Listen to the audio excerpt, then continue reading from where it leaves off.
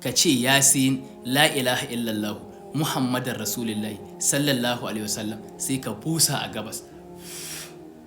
Ka ce yasin la ilaha illallah muhammadar rasulullahi sallallahu alaihi wasallam sai ka busa a yamma. Ka ce yasin la ilaha illallah muhammadar rasulullahi sallallahu alaihi wasallam sai ka busa a kudu. Ka ce yasin la ilaha illallah muhammadar rasulullahi sallallahu alaihi wasallam sai ka busa a arewa.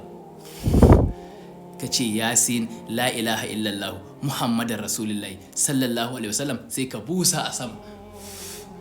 Ka ce yasin la ilaha illallah muhammadar rasulullahi sallallahu alaihi wasallam sai ka busa a ƙasa.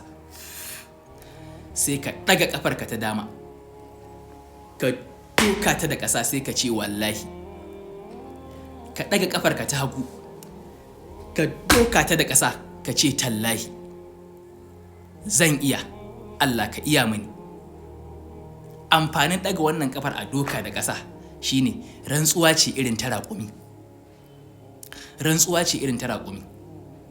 Ka san raƙumi ko zai kwanaki yana tafiya, ko zai ɗauki kwanaki 7 yana tafiya ko sama da haka, idan ya gaji kishi ya dame shi, yunwa ta dame shi, gajiya ta dame shi, idan ya ɗauki ƙafarsa ta dama ya doka da ƙasa, ya ɗauki ƙafa ta hagun ya doka da ƙasa, daga wannan lokacin zai ji ya dawo sabo.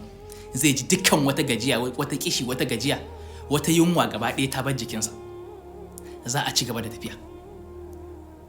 Never give up.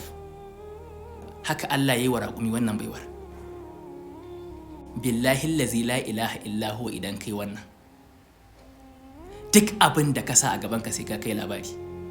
Duk abin da ka sanya a gabanka sai ka kai labari. Ba za ka sare ba, ba za ka ji nauyin jiki ba, ba za ka ji kasala ba, ba za ka ji kayi give up, ba za ka ji zuciyarka tana tsoro ba, ba za ka ji kana shakka ba. Duk bala'in makiya ko hasadar masu hasada ba su isa su dakatar da kai ba, sai ka kai labari. Duk abin da ka sa a gabanka sai ka samu nasara. Wanda ya lakin, ya yi comment da sallallahu alaihi wasallam, ya yi sharing domin 'yan uwa su amfana, shi na baiwa ya je ya jarraba.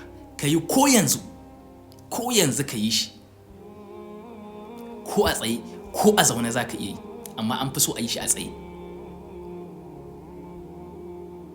Allah ya bar mu da san manzon Allah.